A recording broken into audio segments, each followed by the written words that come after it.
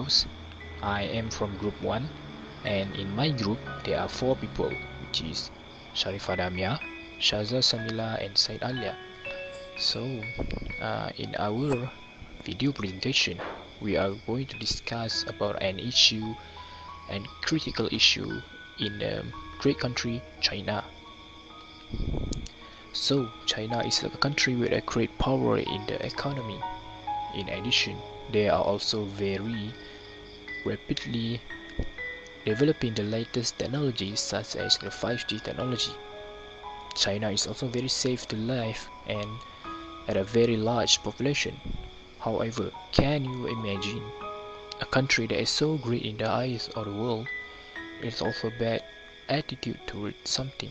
For example, we are going to talk in our video the treatment of Muslim in the country is very bad in the local areas toward Muslim.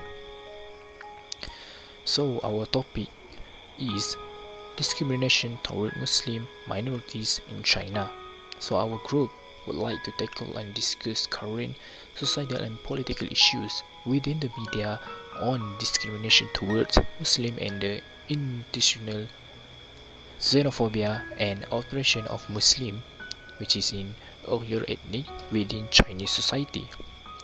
So basically the content of our video is Islamic perspective against racism and oppression, and additional info and global perspective on the Uyghur issue.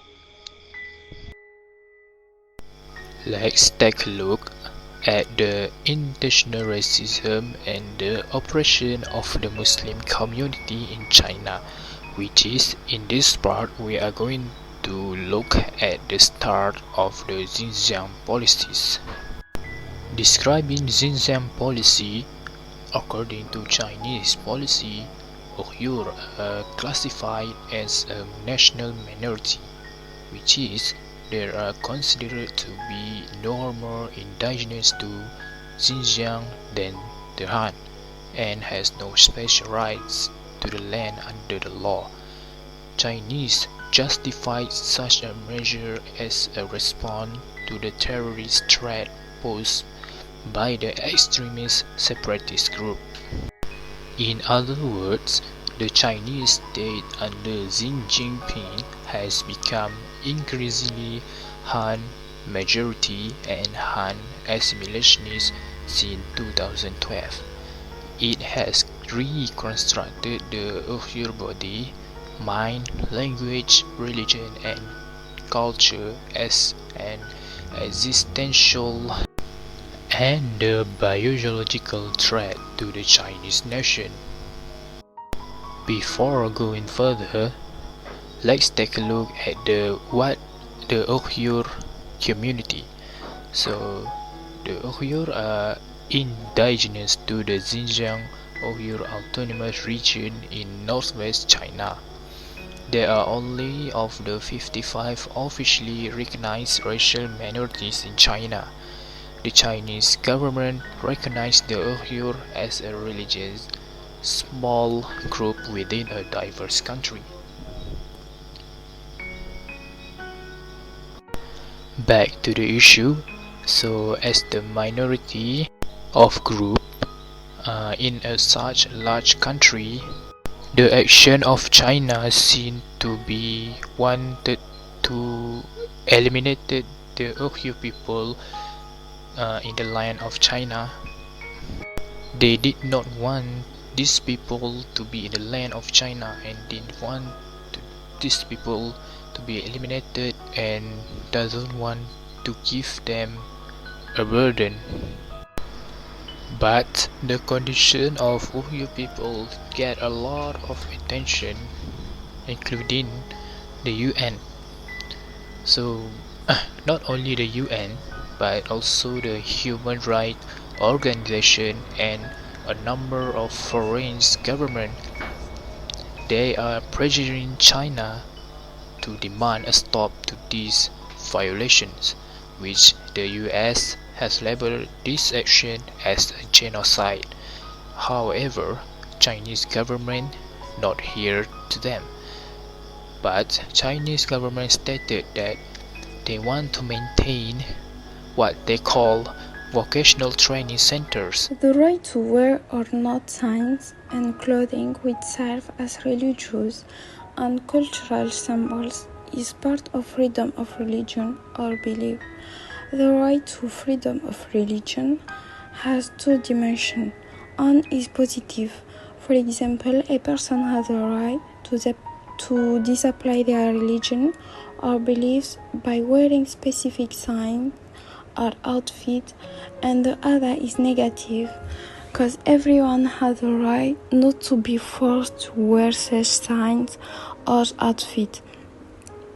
Each individual should be free to decide whether or not he wishes to wear particular signs or clothing because of his religious beliefs, cultural customs, or for any other reason.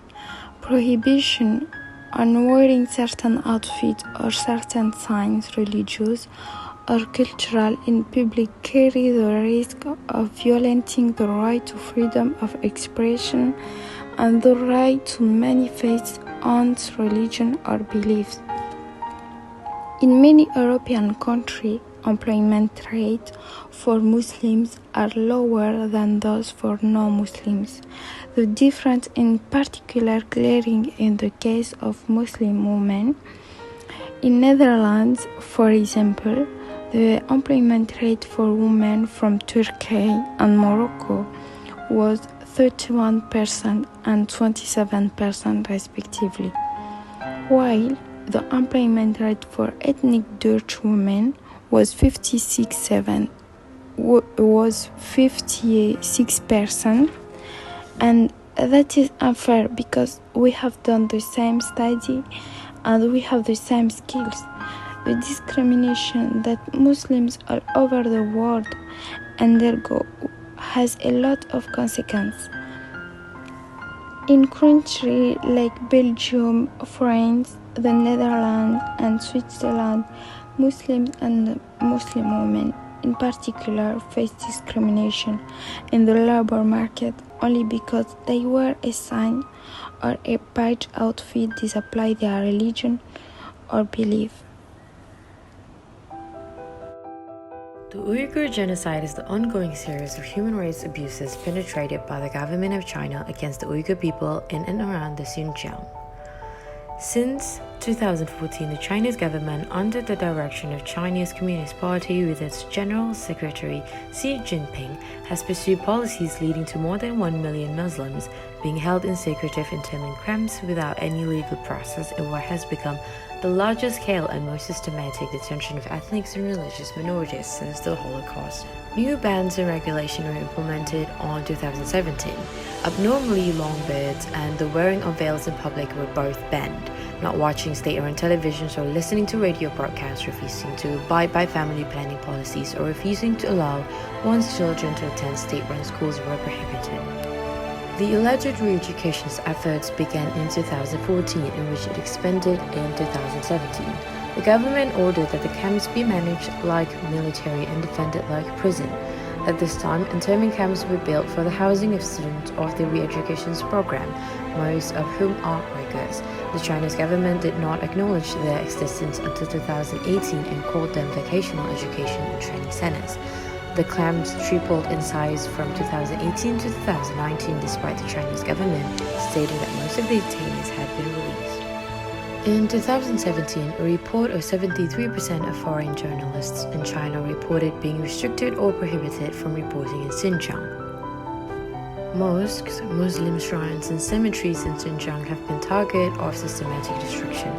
An estimated 16,000 mosques have been destroyed or damaged. Minarets have been knocked down and decorative features scrapped away or painted over.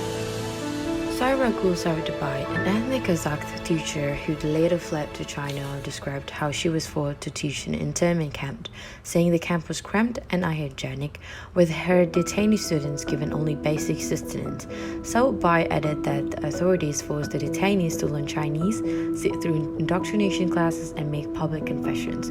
Furthermore, she mentioned that rape and torture were commonplace and that authorities forced detainees to take a particular medicine that left some individuals sterile or cognitively impaired. The Uyghur Human Rights Project has identified at least 386 Uyghur intellectuals who have been imprisoned, detained, or disappeared. They were detained and have disappeared since early 2017 as victims of massive campaign of ethno-religious repression. Uyghur economist Islam Tohti was sentenced to life in prison in 2014. Rahel Dawood, a prominent Uyghur anthropologist who studied and preserved Islamic shrines, traditional songs, and folklore, has been disappeared. The camps have been criticized by many countries and human rights organizations for alleged human rights abuses, mistreatment, rape, and torture, with some alleging genocide.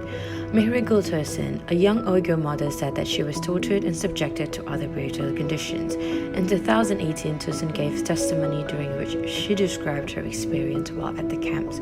She was drugged, interrogated for days without sleep, subjected to intrusive medical examinations, and strapped in a chair and jolted with electricity. It was her third time being to send a camp since 2015. Tursen told reporters that she remembered interrogators telling her being an Uyghur is a crime. China forced abortion and birth cuts on Uyghur ethnic. Social conflict is happening in China, Xinjiang, especially towards Uyghur ethnicity. Racial discrimination has become a going concern, not entirely because of race, but more to do with Uyghur being a Muslim-populated nation. According an AP investigative based on government statistics, state documents, an interview with 30 ex-detainees, family members, and former detention camp instructed the campaign over past 4 years, 2017, in the far west region, Xinjiang, is leading to some experts called a demographic genocide. The state regularly subject minority women to pregnancy checks, enforced devices, sterilization, and even abortion on hundreds of thousands of them. The interviews and data shows that even while the use of IUDs and sterilization has fallen nationwide, it has sharply reached a high peak in Xinjiang. The results of birth rate control campaign is a climate of terror around having children, as seen in interviews after interview. Birth rates, mostly in Uyghur regions of Hotan and Kashgar, plunged by more than 60% from 2015 to 2018. The latest year available in government statistics across Xinjiang region, birth rates continues to fall, falling nearly 24% last year alone, 2020, compared to 4.2% nationwide. Outside experts say birth control campaign is part of a state-orchestrated assault on the Uyghurs to purge them of their faith and identity and forcibly assimilate them. They're subject to political and religious re-education in camps and forced in label factories, while their children are indoctrinated in orphanages. Uyghurs are often, but not always Muslim, are also tracked by vast digital surveillance apparatus. Also having more than 2 children from an Uyghur ethnic getting fines and separated from family, and they have birth quotas. China's systematic abuse of Uyghur women and minority must be stopped. As you can see from the videos over here as well, China cuts birth rate with IUDs, abortion, sterilization as part of a sweeping campaign to curb its Muslim population, even encouraging Han majority to have more children. Concentration camps, torture, slavery, destruction of mosques, forced abortion, mass surveillance. In China, millions of Uyghur Muslims are repressed and packed in camps. Multinationals are accomplices and none speak, while great silence allows great crimes.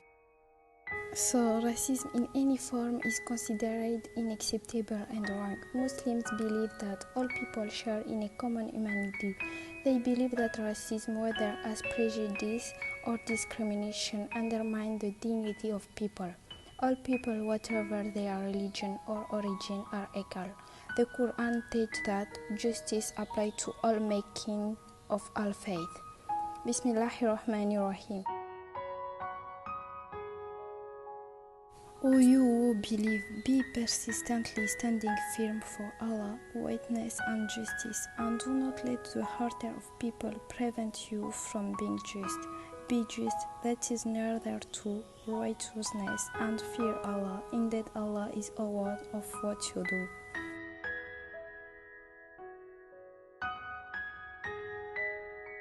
However, the Uyghur denounce the discrimination of which they are victims. China has taken their places. Today in China, 10% of the Uyghur are stayed to be detained and suffer crimes. Children, young people, and adults. Thank you. That's all for me.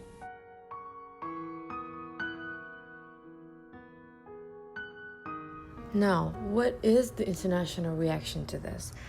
In July 2019, 22 countries issued a joint letter to the 41st session of the United Nations Human Rights Council, condemning China's mass detention of Uyghurs and other minorities, calling upon China to refrain from the arbitrary detention and restriction on freedom of movement of Uyghurs and other Muslim and minority communities in Xinjiang.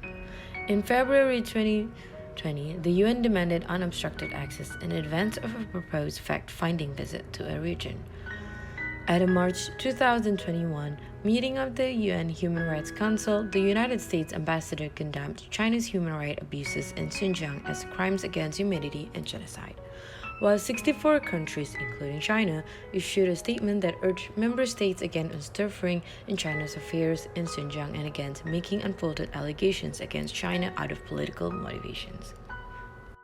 Other reaction by the global population is the making of multiple petitions which is signed by millions of people. These petitions are to raise awareness and to tell China and in demand to end this genocide. Multiple protests were also held in other countries such as United States and France and Indonesia and a lot of other countries, with the main theme color of light blue and the face of a hijabi and being covered in red hands as the main profile icon that also has been used in social media realm. The Chinese state under Xi Jinping has become increasingly Han majority, and Han assimilation since 2012 has reconstructed the Uyghur body, mind, language, religion, and culture and an existential and biological threat to Chinese nation. China's partners have been notably silent, prioritizing their economic ties and strategic relationships with China. Many governments have ignored the human rights abuses. In July 2019, after a group of European countries and some Muslim-majority countries signed a letter to UN Human Rights Chief condemning China's action in Xinjiang, more than 36 states. We can start by voicing out through social media and educational videos like this. Sharing this issue is part of the change and hopefully stopping China from the genocide and assimilation of Uyghur. And hopefully, as Islamic brothers and sisters, together we unite.